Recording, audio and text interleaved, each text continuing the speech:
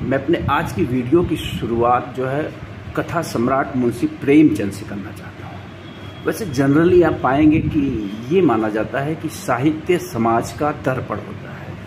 It means कि साहित्य का कर्तव्य होता है कि वो समाज में जो हो रहा है, जो घटित हो रहा है समाज में, उसको हूबहू आपके सामने लाए। लेकिन प्रेमचंद का मत इसके ठीक विपरीत था। अगर आप प्रेमचंद के साहित्य को उठाएं तो प्रेमचंद कठोर यथार्थवादी थे, इसमें कोई दो राय नहीं है। लेकिन प्रेमचंद के आप किसी भी रचना को पढ़िए, चाहे उनकी वो कहानी हो, चाहे वो उनका उपन्यास हो, वो एक आदर्श पे जाके समाप्त होता था। यानी कि प्रेमचंद ये दिखाते थे कि समाज ऐसा है, समाज में ये दुर्गुण हैं, लोगों में ये कुरीतियाँ व्याप्त हैं, लेकिन होना ऐसा चाहिए। आप उनकी कोई भी रचना ले लीजिए, उसका अंत एक सुंदर समाज की परिकल्पना से ही समाप्त होता है कि है ऐसा, लेकिन होना ऐसा चाहिए। और इसी संदर्भ में मेरा ये मानना है कि जो आज की मीडिया है उसका भी कर्तव्य सिर्फ समाचारों को हूबहू दिखाना नहीं, बल्कि समाचारों के पीछे क्या छुपा है, समाचारों के पीछे किस तथ्य को छुपाया जा रहा है, उसको भी दिखाना है। प्लस ऐसी भी स्टोरी दिखाने की ज़रूरत है जो समाज में एक क्रांति का संदेश दे कि होना ऐसा चाहिए, समाचार हमारे सामने ऐसे होने चाहिए। तो आज की जो मीडिया है, मैं कहूँगा पहले के जो भाड़ कवि थे वो तो थे ही, वो राजा का गुणगान करते थे किसी भी कीमत पे। मतलब उनका कर्तव्य था, वो अपने जीवन का उद्देश्य मान चुके थे कि वो राजा जो उनके पेट को पालता है, जो उन्हें इनाम में ढेर सारी चीज़ें देता है, वो लालच बस उसी का गुणगान करते थे, चाहे वो कुछ भी हो जाए, चाहे वो राजा कितने भी दुर्गुणों से भरा हो, लेकिन उसे उसका गुणगान करना ही आता था, इसलिए उनको भाड़ कवि कहा जाता था। आज की मीडिया को अगर आप ले लीजिए, ये निर्लज्ज हो चुकी है, बेशर्म हो चुकी है। आप पिछले कुछ दिनों से देखिए तो एक ऐसे क्रूर और घिनौने अपराधी को लगातार आपको दिखाया जा रहा है जिसकी शक्ल देखना आप नहीं पसंद करेंगे। मैं निश्चित रूप से, आप सही समझ रहे हैं कि मैं अतीक अहमद की बात कर रहा हूँ। अतीक अहमद जैसा दुर्दान, निर्लज्ज और घिनौना अपराधी जिसको ये मीडिया इस कदर फॉलो कर रही है कि अपनी सारी सीमाओं का अतिक्रमण कर दिया इन्होंने, उसके वॉशरूम तक एक। इसके बाद हम आपको दिखाना चाहेंगे कि यहाँ पर एक पुलिस लाइन के अंदर जो सभागार है, वहां पर एक वॉशरूम बना हुआ था। इसी वॉशरूम में जो अतीक अहमद है वो अब यहाँ पर बाथरूम या शौच क्रिया के लिए गया था। जैसा कि ये पुलिस लाइन सभागार है, ये बताया जा रहा है कि अतीक अहमद इस कुर्सी पर बैठा था, इस कुर्सी पर अतीक अहमद यहाँ पर बैठा रहा। जैसा कि यहाँ पर जो कर्मचारी है वो बता रहे, कैमरा लेके पहुंच जा रहे हैं बेशर्म, और उन सारे मुद्दों को छोड़ के जो बड़े बड़े मुद्दे इस देश में पड़े हुए हैं, मतलब ज्वलंत समस्याओं को भटकाने का एक तरीका ऐसा प्रतीत होता है। यह है, देश में इतनी बड़ी घटना घटी है कि जो देश का सबसे मजबूत विपक्ष था, उसके नेता की जो 2 साल की सजा हुई है, उसकी संसद सदस्यता छीन ली गई है।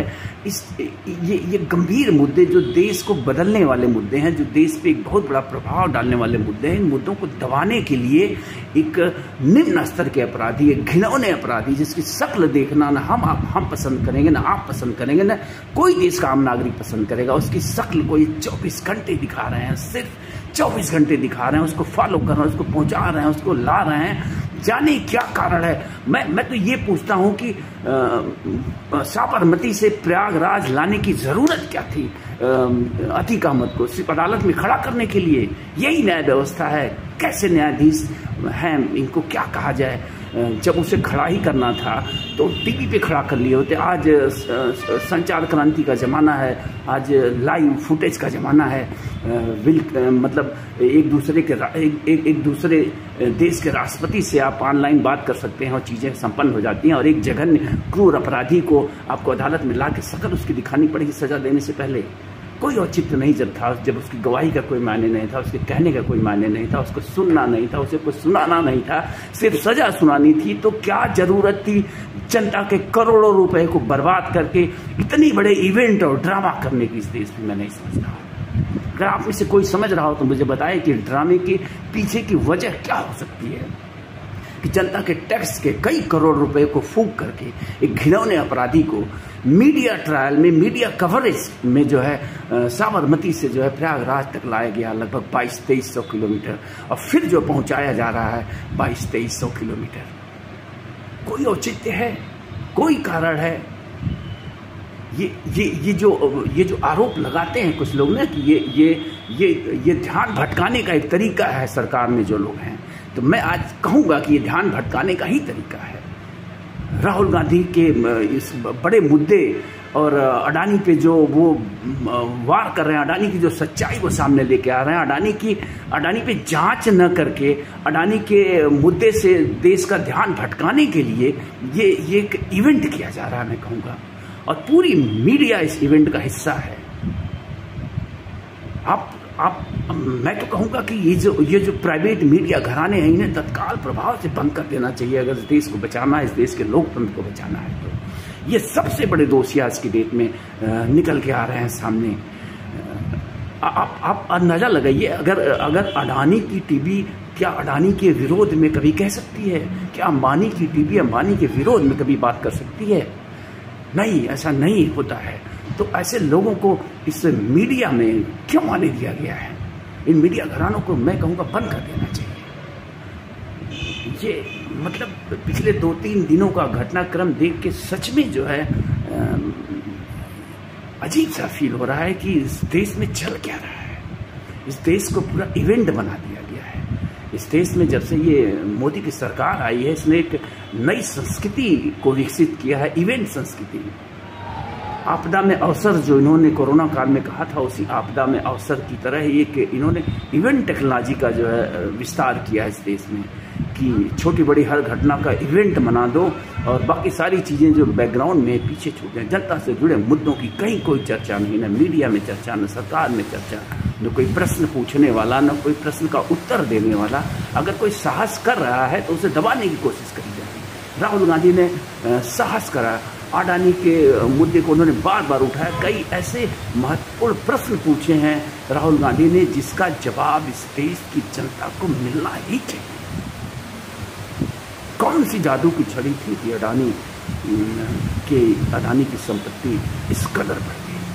वो जादू की छड़ी का पता चलना चाहिए। ये श्रम का परिणाम नहीं है, न तो ये इंटेलिजेंस का परिणाम है, न तो इतने योग्य हैं और न तो इतने मेहनती हैं, न तो उनके बाप दादा के पास इतनी दौलत थी। ये इन देश की संस्थाओं का दुरुपयोग किया गया है। जो आरोप लगते हैं मोदी जी पे कि मोदी जी और अडानी जी एक कह सकते हैं कि एक ग्रुप की तरह है।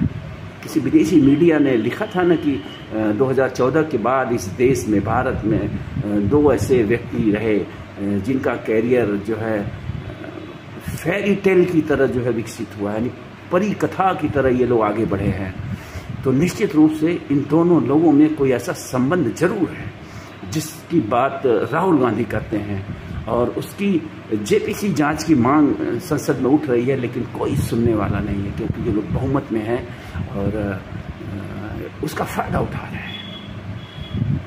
तो मेरा जो इस वीडियो का मकसद है कि मीडिया का जो रोल होना चाहिए, मीडिया सच में उससे भटक चुकी है। मैं तो यही कहूँगा, मैं तो खिन्न हो गया हूँ। मैं तो ये सोच रहा हूँ कि अब टीवी पे जो ये चैनल हैं व्यवसायियों के, इन चैनलों को देखना बंद कर दूं। और मैं आप सबसे कहूँगा, इसके पहले जब रवीश कुमार कहा करते थे कि चैनलों को देखना छोड़ दीजिए, तो मुझे थोड़ा सा अजीब सा लगता था कि ऐसा ये क्यों कर रहे हैं जबकि खुद चैनल ही चला रहे हैं। तो निश्चित रूप से कहीं न कहीं उनकी बातों का अर्थ था कि इन चैनलों को देखना छोड़ दीजिए। इससे बेहतर तो है सोशल मीडिया पे देखा जाए। कम से कम सोशल मीडिया पे कुछ स्वतंत्र लोग हैं जो अपनी बातें कहते हैं ईमानदारी से। वो किसी व्यवसायी के गुलाम नहीं है, किसी के गुलाम नहीं है। वो किसी से डरे हुए नहीं हैं फिलहाल तक, और वो धड़ल्ले से अपनी बातों को, सच्चाई को, जो उन्होंने अध्ययन किया, जो उन्होंने देखा है, जो उन्होंने पत्रकारिता से सीखा है, अनुभव किया, उसको कहने का साहस करते हैं। तो इनसे बेहतर समाचार आपको सोशल मीडिया पे मिल जाएंगे।